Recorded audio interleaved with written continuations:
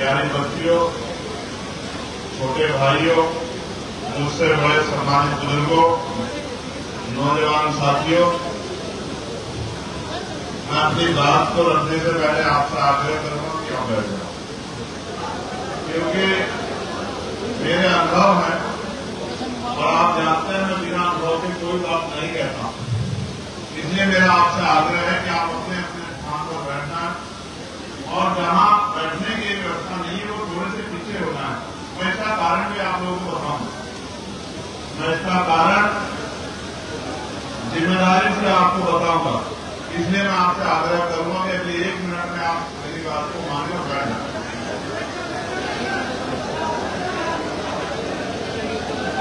जो लोग वहां आए, अगर बात चेयर है तो चेयर वाले लोग बैठ जाए और चेयर नहीं तो जो चेयर के पीछे हो जाए, जिससे जो बैठे हुए लोगों को परेशानी ना हो।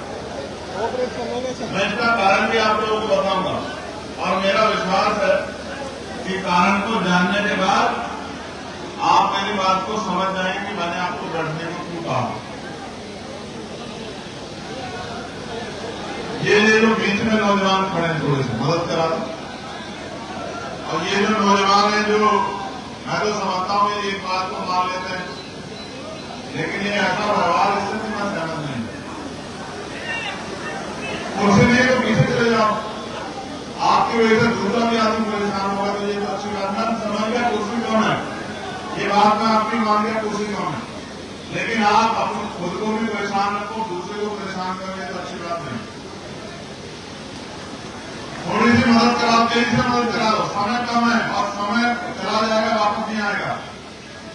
ये जो ये नौजवान इनसे भी कह रहा हूं,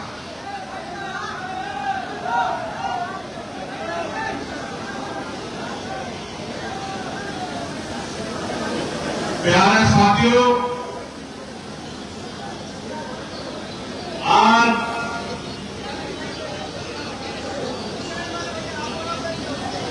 जगत गुरु सतगुरु रविदास जी महाराज की विचार परंपरा के वाहक स्वामी अच्युतानंद हरिहर जी की कर्म भूमि इलाहाबाद प्रयागराज में मैं आज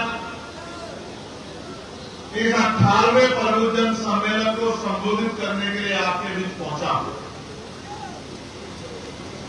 ये सम्मेलन सहारनपुर से शुरू हुए थे। पहला सम्मेलन सहारनपुर में हुआ, पश्चिम के मंडलों को होता हुआ ये बुंदेलखंड पहुंचा। बुंदेलखंड के बाद लखनऊ और पूर्वांचल के मंडलों को छूता हुआ, रोहिलखंड के मंडलों को छूता हुआ और यहां प्रयागराज में 3 बार ये कार्यक्रम कैंसिल हुआ और आज बड़ी मुश्किल से संगीनों के साए में, पुलिस के जबरदस्त पहरे में ये कार्यक्रम हम सब लोग सफल करने के लिए जा रहे हैं। इसके लिए मैं सर्वप्रथम सभी जिले के कमेटियों को, मंडल के नेताओं को, प्रदेश कमेटी के साथियों को और यहां उपस्थित हजारों की संख्या में पहुंचे मुझसे प्यार करने वाले मेरे परिवार के लोगों को बहुत बहुत धन्यवाद करता हूं, उनका आभार व्यक्त करता हूं। प्यारे साथियों, अपनी बात को शुरू करने से पहले मैं बहुजन समाज में जन्मे सभी संतों, गुरुओं और महान पुरुषों को नमन करता हूं। और नमन मैं इसलिए करता हूं क्योंकि जब मैं उनके जीवन को देखता हूं तो मुझे महसूस होता है कि अगर ये महापुरुष ना होते तो आज औरों को छोड़िए, मेरे जैसे गरीब परिवार का प्राइमरी स्कूल के टीचर का बेटा भारत की सबसे बड़ी पंचायत का मेंबर नहीं होता और यहां इस मंच पर खड़े होकर अपनी बात को नहीं रखा होता। प्यारे साथियों, मैंने आपको बैठने के लिए इसलिए कहा था, मेरा अनुभव है कि जब हम लोग स्कूल में पढ़ते थे और टीचर अपनी बात को पढ़ाया करता था, समझाया करता था, तो बहुत सारे विद्यार्थी ऐसे होते थे जो बहुत गंभीरता से टीचर की बात को सुनते थे, लेकिन कुछ विद्यार्थी ऐसे होते थे जो जब टीचर पढ़ा रहा होता था कभी आपस में बात करते थे, कभी इधर उठते थे, कभी उधर उठते थे, कभी इधर बैठते थे, कभी उधर बैठते थे, कभी इधर उधर भागने का काम करते थे, कभी इधर उधर कूदने का काम करते थे। तो अध्यापक तो अपनी पूरी मेहनत कर देता था और बाद में जो विद्यार्थी इस तरह का व्यवहार करते थे और उनकी समझ में कुछ नहीं आता था, तो जब पेपर आता था और वो क्वेश्चन आता था तो वो उत्तर के नाम पे कुछ नहीं लिख पाते थे और परिणाम जब उनका आता था तो परिणाम भी 0 के रूप में आता था और रिजल्ट भी 0 के रूप में आता था। बहुत लंबे समय से हम लोग चौकों पे, दहलीजों पे सर रगड़ रहे हैं और हाथ फैला के मांग रहे हैं। अगर हम खुद को तैयार नहीं करेंगे तो ये मांगने की प्रक्रिया अभी 100 साल रुकने वाली नहीं है। इसलिए हमें फैसला करना पड़ेगा कि हमें क्या बनना है। हमें तय करना पड़ेगा कि हमें मांगने वाला बनना है या देने वाला बनना है। आज तो संविधान ने सब कुछ हमारे हाथ में रख दिया है। अगर हम पढ़ लिख लें, बेहतर पढ़ाई कर लें, डॉक्टर, इंजीनियर, IAS, IPS, वकील जब बन जाए तो कुर्सियों पर बैठ के जिला भी चला सकते हैं, प्रदेश भी चला सकते हैं, देश भी चला सकते हैं। और अगर अपनी वोट को तैयार कर लें, जनमत तैयार कर लें, भाईचारा तैयार कर लें, तो वो दिन भी दूर नहीं है कि हम विधायक भी बन सकते हैं, सांसद भी बन सकते हैं, मुख्यमंत्री भी बन सकते हैं, प्रधानमंत्री भी बन सकते हैं, केंद्रीय मंत्री भी बन सकते हैं और इस देश की राजकाज को अपने हाथ में ले सकते हैं। अपने लोगों के आंसू भी पूछ सकते हैं, अपनी दर्द तकलीफों को कम भी कर सकते हैं। प्यारे साथियों, मैं याद करूंगा महाभारत तथा अद्भुत को। आप महसूस करके देखो कि उन्होंने राजपाट छोड़ी और लोगों की पीड़ा को अपनी पीड़ा समझ के लोगों के बीच में जाके ज्ञान अर्जित करके लोगों को समझाने का काम किया और उनके वजह से इतना बड़ा परिवर्तन आया कि जो सामंतवादी व्यवस्था थी, राजशाही व्यवस्था थी, उसमें भी मानवतावादी विचार को आगे बढ़ने का मौका मिला। उनके बाद 600 साल पहले जगतगुरु सतगुरु रविदास जी महाराज ने बेगमपुरा का विचार देके, बेगम का मतलब होता है, एक बेगम वो होती है जो राजा की होती है और एक बेगम जो है 2 शब्दों से मिलकर बना है, बेग और गम, यानी कि बिना गम। ऐसा राज व्यवस्था जहां किसी के जीवन में कोई गम ना हो, ऐसी राज व्यवस्था 600 साल पहले जगतगुरु सतगुरु रविदास जी महाराज ने यही बनारस से देने का काम किया और पूरी दुनिया में मानवता के विचार को फैलाने का काम किया। उनके समकालीन, उनके आसपास गुरु नानक देव ने पंगत में संगत का विचार किया और चारों वर्णों के लोगों को एक सूत्र में पिरो के भाईचारे की बात की और दुनिया को संदेश दिया कि मिलजुल के भाईचारा पैदा करके हम लोग आगे बढ़ सकते हैं।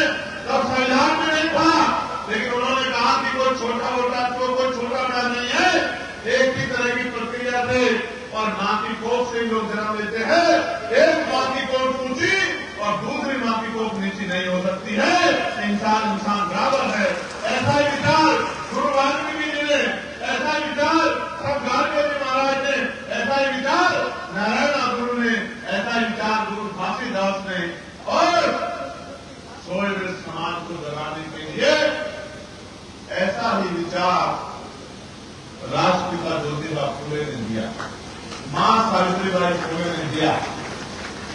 जुल्म सहे, अपमान सहा, अन्याय सहा, जान पर बनाए, लेकिन गरीबों को पढ़ा लिखाकर मुख्य धारा में लाके उनको दो दुश्मन का एहसास करा के और उनको तरक्की का रास्ता दिखा के और अपने लिए सब कुछ निछावर कर दिया, अपना सब कुछ। अंत समय में कहते हैं कि उनके पास अपने इलाज के पैसे भी नहीं थे और मैं महाराज जाता हूं मेरे लोगों, तो महाराज ने उनका नाम सुनहरे अक्षरों में लिखा हुआ है।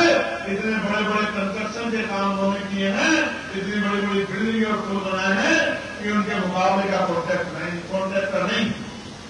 प्यारे साथियों, ये महापुरुषों की बात जब मैं कर रहा हूं तो मैं याद करूंगा सामाजिक न्याय के उस प्रोधा को जिनको हम राष्ट्रपिता ज्योतिबा फुले नहीं, छत्रपति साहू जी महाराज कहते हैं, जिन्होंने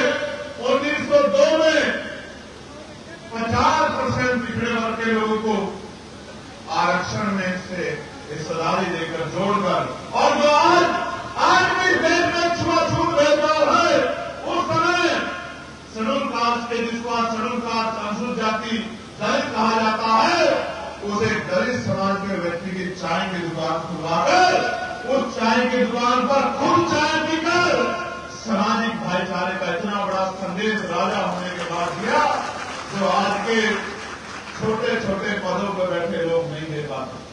और मैं बात कर रहा हूं 1902 की 50% आरक्षण, मगर यहां ये भी जान लो कि पिछड़े वर्ग का मतलब सिर्फ आज के आरक्षण, आज के संवैधानिक व्यवस्था में पिछड़ी जातियां नहीं। पिछड़े वर्ग का मतलब ओबीसी कम्युनिटी, यानी कि आज का एससी, एसटी, ओबीसी उस समय का पिछड़े वर्ग था। तो आप ये भी समझो कि 1902 में आज जिनको हम पाल, प्रजापति, कश्यप, सेन, विश्वकर्मा, सैनी, मौर्य, ठाकरे, सिंह, केवल, राजभर, मल्ला, मुनिया, चौहान, जाट, गुर्जर, यादव, कुर्मी, तमाम तरह की जातियों के रूप में देखते हैं। और उनके बाद खुद को जाटा, चमार, वाल्मीकि, पाठी, धोबी, कोरी, सोनकर, तमाम जातियों में देखते हैं। ये सब एक ही परिवार का हिस्सा है।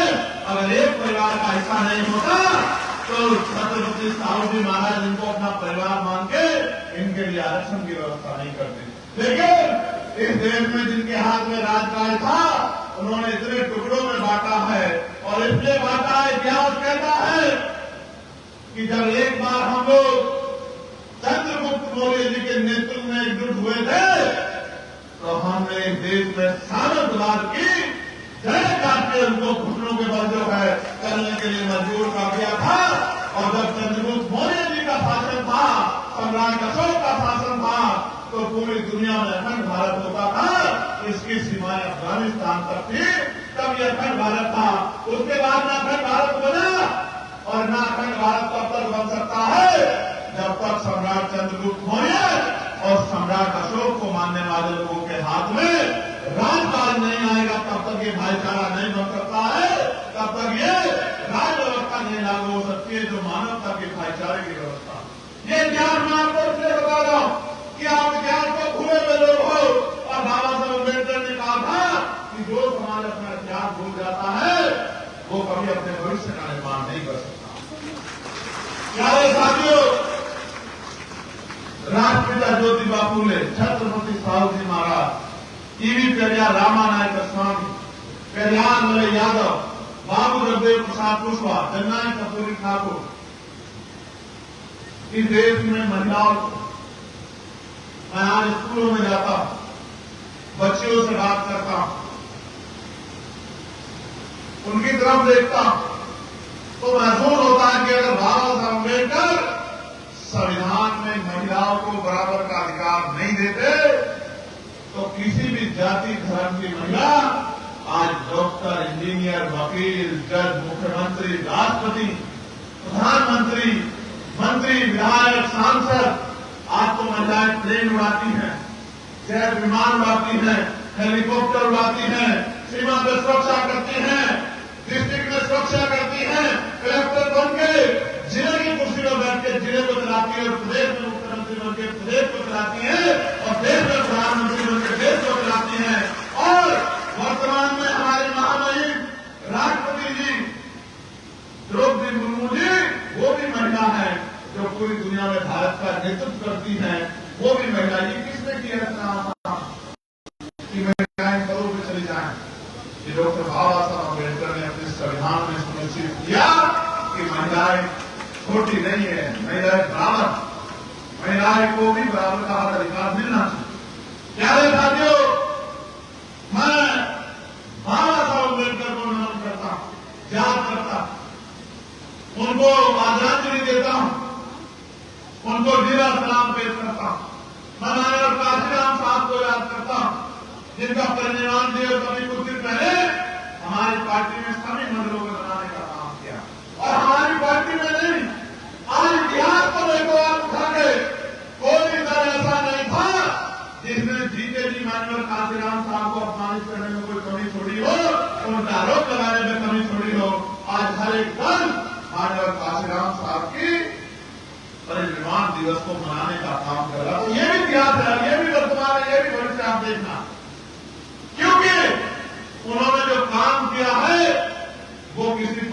के दायरे में नहीं आता मेरे भाई।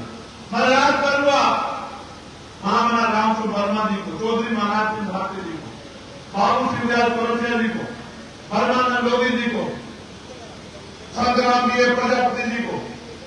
मैं याद करूंगा सोनकर समाज में जन्मे सरगुजी लाल साहब को, जिन्होंने राजपिता ज्योतिबा फूले के साथ मिलकर, और जब ये मैंने नाम लिया तो बहुत सारे लोग तो सोच जाओगे ये संतुजी लाल कौन है, तो पहली बार भाई ये संतुजी लाल कौन है भाई? ये संतुजी लाल वो है जिन्होंने सत्तर सोदक समाज के काम में मान्यवर जो हमारे प्रमुख रहे हैं राजपिता ज्योतिबा फूले, उनका हाथ बढ़ाने का काम किया, उनकी ताकत बनने का काम। प्यारे साथियों, मैं देश की आजादी के वीर पुरोधाओं को भी याद करता हूं, शहीद जंग सरदार भगत सिंह जी को भी याद करता हूं, अशफाकुल्लाह खान साहब को भी याद करता हूं, वीर अब्दुल हमीद साहब को भी याद करता हूं, सुखदेव साहब को भी याद करता हूं, चंद्रशेखर आजाद जी को भी याद करता हूं, करतार सिंह सराभा जी को भी याद करता हूं, उधम सिंह जी को भी याद करता हूं, और मैं लखनऊ को बसाने वाले महाराजा लखन पासी जी को भी याद करता हूं, उनको भी नमन करता हूं, महाराजा बिजली पासी को भी याद करता हूं। मां उदा देव जी के बारे में जिक्र किया था रियाज भाई ने, मां उदा देव को भी, उनके सोने को भी, मां झलकारी भाई को भी, मां अंतिका लोधी को भी, मां फातिमा शेख को भी, और वीरांगना मां फूलन देवी को भी याद करता हूं, जिन्होंने महिलाओं को अपने में लड़ना सिखाया। प्यारे साथियों, ये नाम मैंने इतिहास है, और जब तक आप अपने इतिहास को नहीं पढ़ोगे तो आपको नहीं पता है, आज पिछड़े वर्ग के लोगों को नहीं पता है कि मंडल कमीशन का विरोध कौन करा, और कौन नहीं चाहता था कि देश में मंडल कमीशन लागू हो कि पिछड़े वर्ग के लोगों को आरक्षण के जरिए कुर्सी में बैठने का मौका मिले। कौन था विरोधी? कौन मंडल के आड़ में समय राजनीति कर रहा था? कौन मंडल के आड़ में धार्मिक यात्रा निकाल रहा था कि मंडल की लड़ाई को प्रतिरोध कर दिया था? कौन था जो 2013 में ये कह के आए कि मंडल कमीशन की रिपोर्ट लागू करेंगे? कौन था? कौन सी सरकार थी? कौन सी पार्टी थी? नहीं जानते हैं। बस निजी स्वार्थों में नैतिक पतन हो गया है कि अपने समाज के अधिकारों को पीछे छोड़ देते हैं, और एक एमपी एमएलए बनने के लिए विरोधी विचारधारा जिन्होंने आपके बच्चों के भविष्य को बर्बाद कर दिया, उनकी कुर्सियों पर जाकर बैठ जाते हैं, अपने समाज को पढ़ने के लिए छोड़ देते। ये हाल हो गया, राजनीति का नैतिक पतन हो गया। समाज साथियों, प्रमुख जन सम्मेलन ही क्यों, इस पर किशोर साहब ने बड़ी गंभीरता से अपनी बात रखी कि प्रमुख जन सम्मेलन ही क्यों, क्योंकि सारी पार्टियां प्रमुख जन सम्मेलन करती थी। आपने पहले भी सुना होगा, एक समाज को मंच पर बिठाया जाता था और बाकी लोगों को सामने बिठाया जाता था, और ये एहसास कराया जाता था, जैसे मनुस्मृति कहती है कि ये ऊंचे हैं और आप नीचे हैं, वैसे ही कहा जाता था कि ये बताएंगे और आपको सुनना है।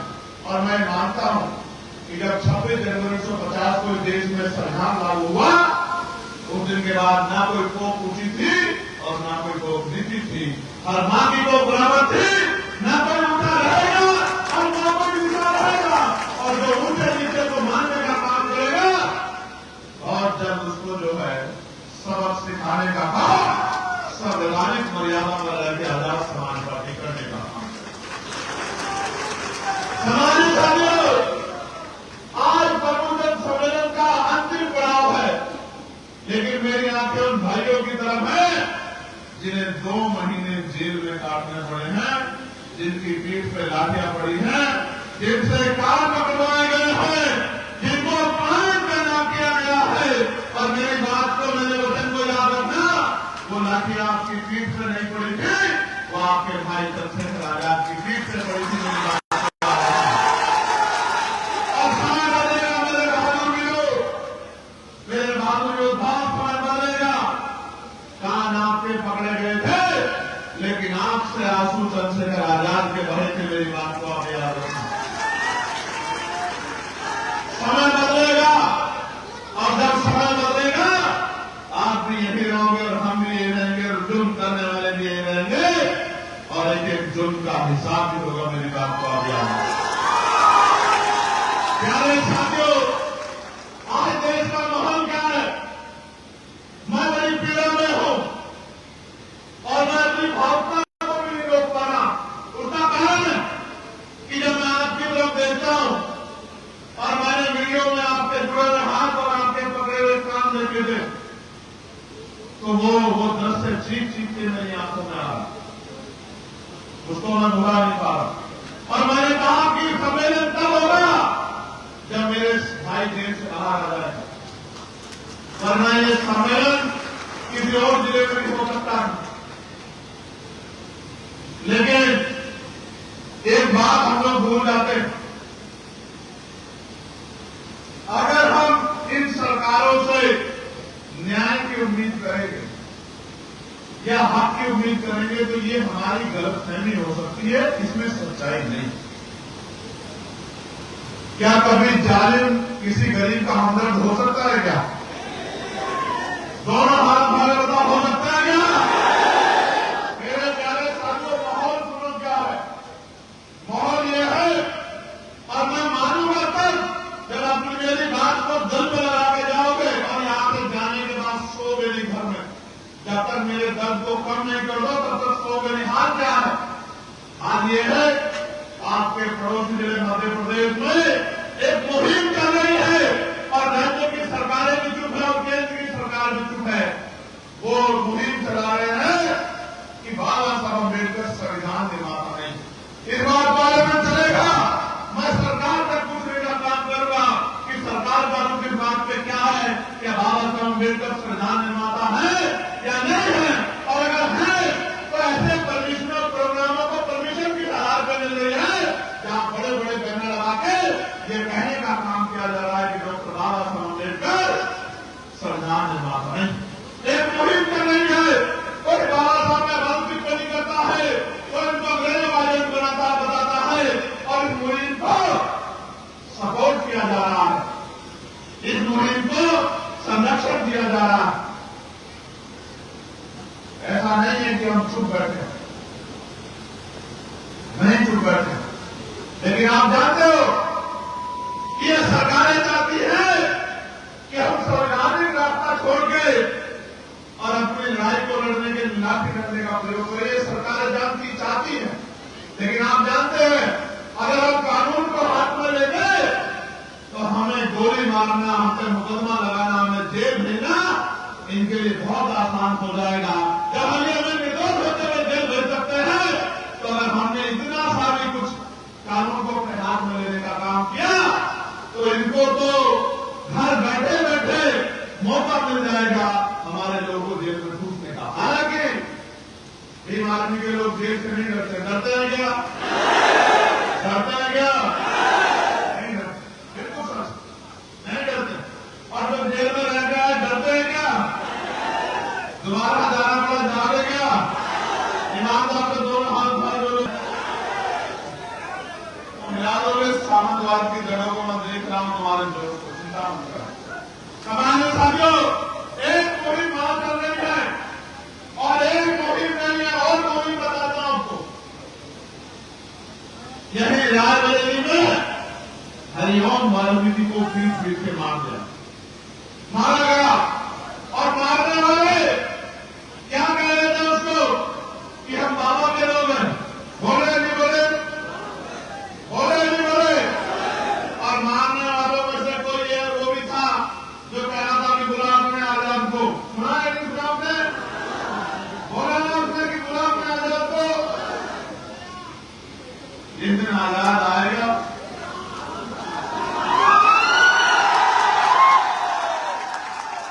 जिस दिन आजाद आएगा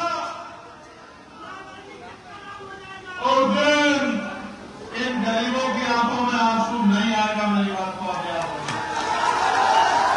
और किसी सामंती में इतनी हिम्मत नहीं होगी कि इनकी बच्चियों की तरफ, इनकी जमीन की तरफ, इनके स्वाभिमान की तरफ आंख उठा के देख ले। किसी सामंती में इतनी हिम्मत नहीं होगी जिस दिन आजाद आएगा। मेरी बात को और मेरी बात पे गौर करो। वो पिट रहा था, वो पिट रहा था उसकी आंखों में उम्मीद थी कि कोई उसको बचाने आएगा,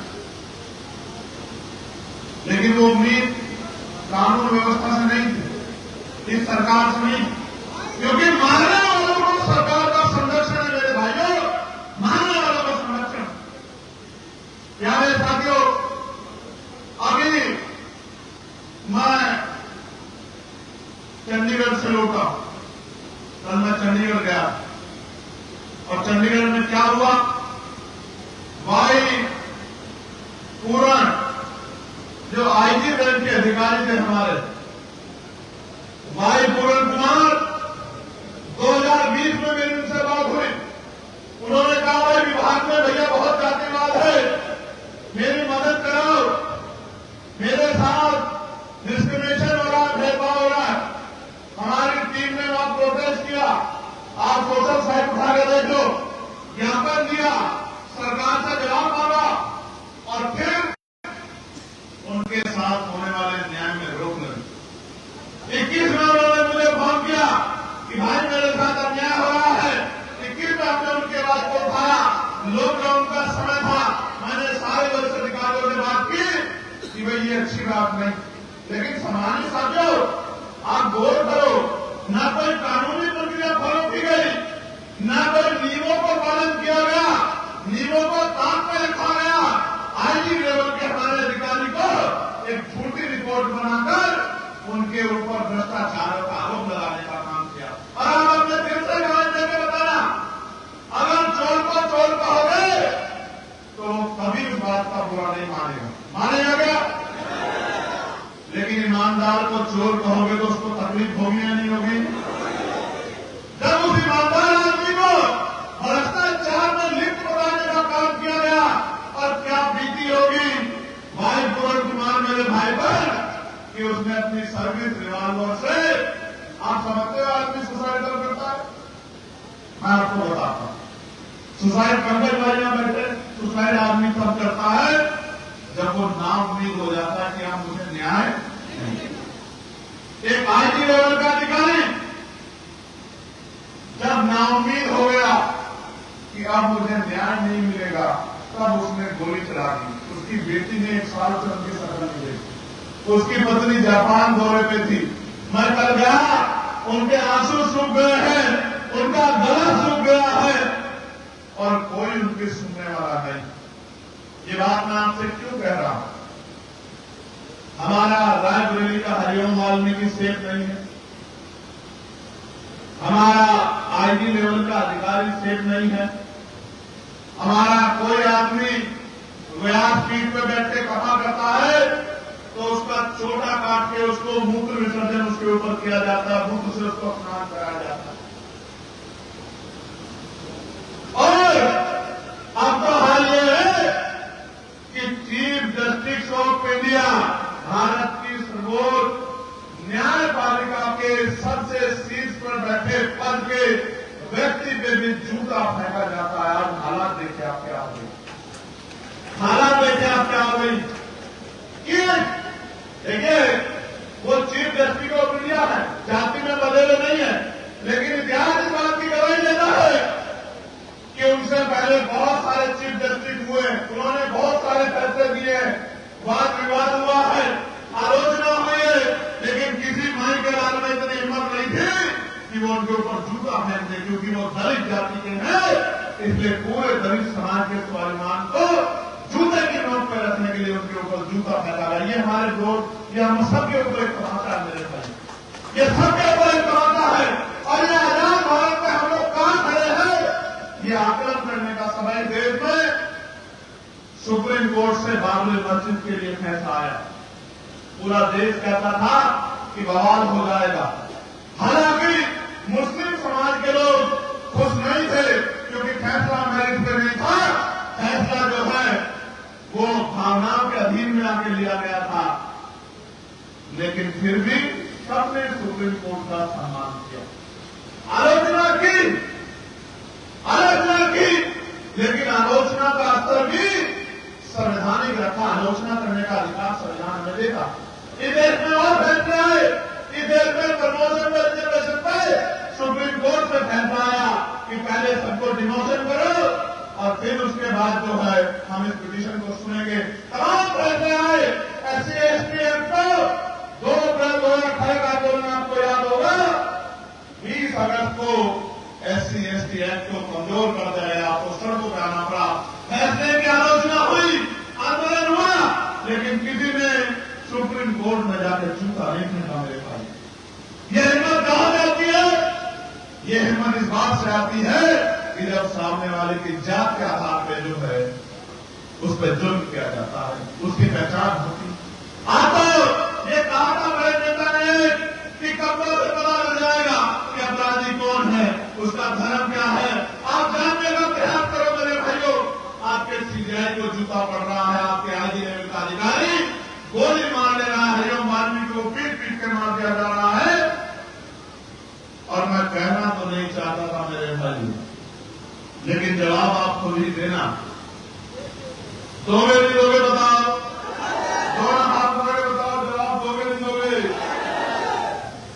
आप बड़े भोले वाले हो, बड़े सीधे साधे हो। उस नेता का पर कब तक करोगे भरोसा? उस नेता पर कब तक करोगे भरोसा जो जालिम को बताता है गरीबों का मसीहा? समझे नहीं समझे? उस नेता पे कब तक करोगे भरोसा जो जालिम को बताता है गरीबों का मसीहा, जो कहता है कि हम सरकार के आभारी हैं, उस सरकार के आभारी हैं जिस सरकार ने हमारे लोगों की खाल खींच ली, जिस सरकार ने हमारे अधिकारी कर्मचारियों को खून के आंसू रोने का काम मंजूर किया, जिस सरकार ने हमारे घरों पर बुलडोजर चलाया, जिस सरकार ने हमारी मस्जिदों को, दरगाह को, खानकाह को, हमारे धार्मिक स्थलों को फतेहपुर में, और अगर कोई आंदोलन करने आया तो लाठियों से पीट के जेल में भेजने का काम किया, जिनके राज में आपके भाई के बदन पर 5-5 गोली चली, खून की होली खेली गई, और जिनके राज में 2 अप्रैल 2018 में हमारे लोगों को पीट पीट कर लाते मार मार कर जेल में बंद कर दिया गया, और नासिर के आंदोलन में माथे पर सर पर गोली चला के मुस्लिम भाइयों का नरसंहार किया गया। उस सरकार को कहते हैं कि बहुत बहुत धन्यवाद। इतने भोले बनने जाओगे, मैं स्वामी अच्युतानंद जी की धरती से कह रहा हूं, इतने भोलेपन में रहोगे तो ठगे जाते रहोगे। आज आप जानते हो जिस तरह से नौजवानों ने पकड़ी है मिशन की रफ्तार, जिस तरह से नौजवानों ने पकड़ी है मिशन की रफ्तार, तो कई लोग हो गए हैं खबरदार खबरदार खबरदार। लेकिन याद रखो कि आप पुलिस, आप सब लोगों की निगाह, आप सब लोगों की निगाह आपकी तरफ है, आप सब लोगों की निगाह आपकी तरफ है, और लोग ये देख रहे हैं कि भारतीय जनता पार्टी के गुंडा राज से कैसे निजात मिली, कैसे गुंडा राज को खत्म किया जाएगा, कैसे हमारे पढ़े लिखे बच्चों को रोजगार मिलेगा, कैसे कानून व्यवस्था अच्छी होगी, और कैसे हमारे लोगों को स्वाभिमान सम्मान का जीवन मिलेगा।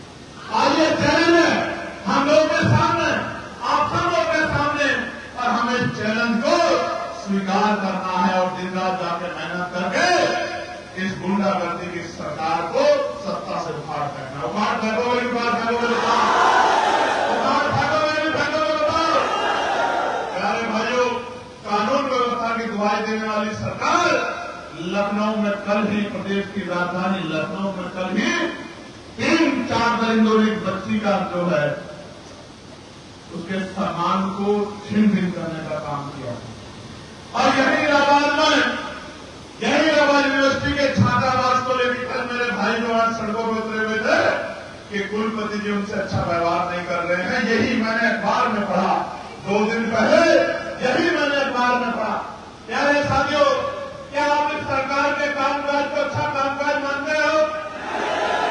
जिस सरकार ने 69,000 शिक्षक भर्ती में 20,000 पदों में घोटाला करके आपके बच्चों की नौकरी छीन ली हो, जिस सरकार में कोई पेपर जो पेपर लीक ना हुआ हो या आरक्षण में घोटाला ना हो।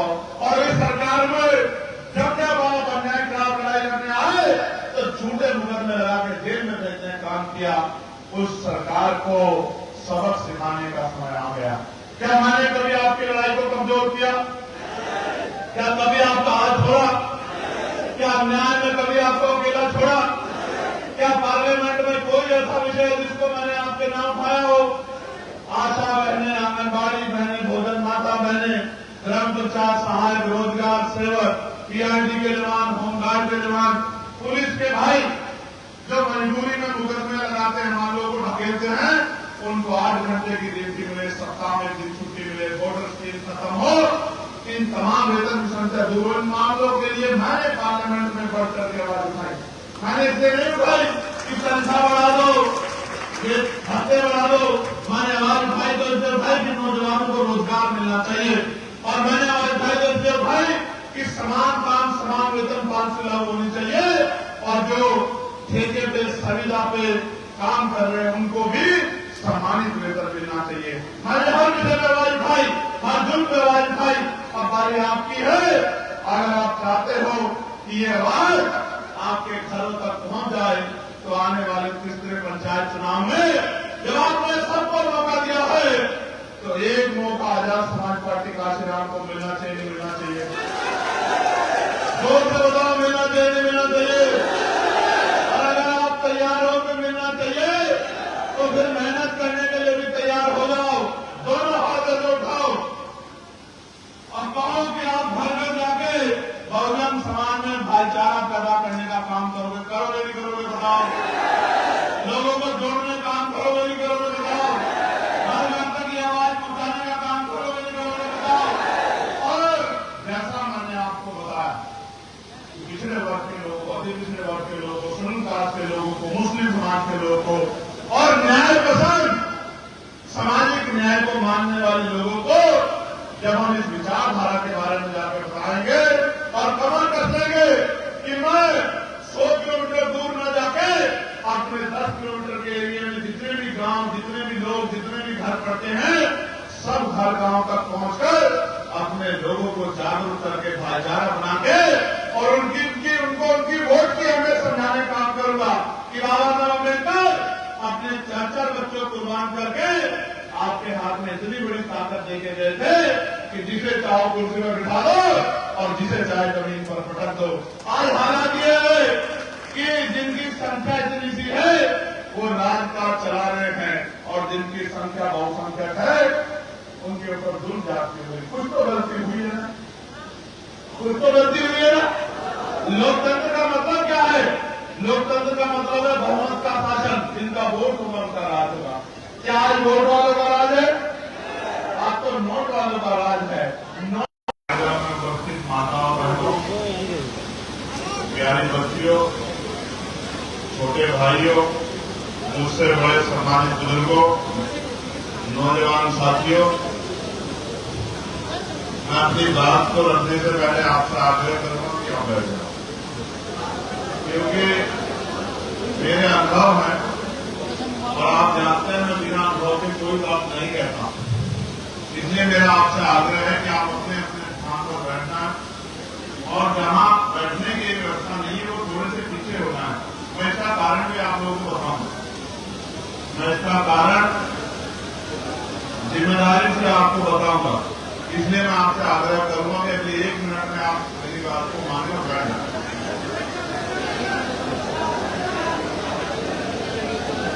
जो लोग वहां आए अगर बात चेयर है तो चेयर वाले लोग बैठ जाए और चेयर नहीं तो चेयर के पीछे हो जाए, जिससे जो बैठे हुए लोगों को परेशानी ना हो।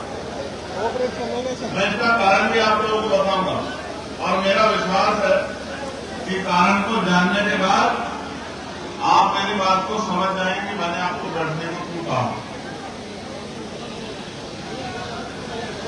ये जो बीच में नौजवान खड़े हैं थोड़े से मदद करा दो। और ये जो नौजवान है जो मैं तो समझता हूं ये एक बात को मान लेते हैं, लेकिन ये ऐसा व्यवहार इससे भी मैं सहमत नहीं। कुर्सी नहीं तो पीछे चले जाओ, आपकी वजह से दूसरा भी आदमी परेशान होगा तो ये तो अच्छी बात। मैं समझ गया कुर्सी कौन है, ये बात बाद में अपनी मांगे पूरी मांगे, लेकिन आप अपने खुद को भी परेशान रखो, दूसरे को परेशान करके तो अच्छी बात नहीं। थोड़ी सी मदद कराओ, तेजी से मदद कराओ, समय कम है और समय चला जाएगा, वापस नहीं आएगा। ये जो ये नौजवान है, इनसे भी कह रहा हूं,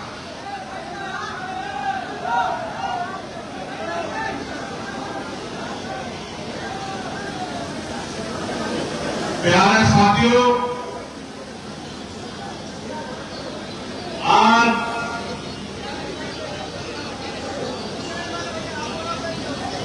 जगत गुरु सतगुरु रविदास जी महाराज के विचार परंपरा के वाहक स्वामी अच्युतानंद हरिहर जी की कर्म भूमि इलाहाबाद प्रयागराज में मैं आज इस 18वें प्रबुद्धजन सम्मेलन को संबोधित करने के लिए आपके बीच पहुंचा हूं। ये सम्मेलन सहारनपुर से शुरू हुए थे।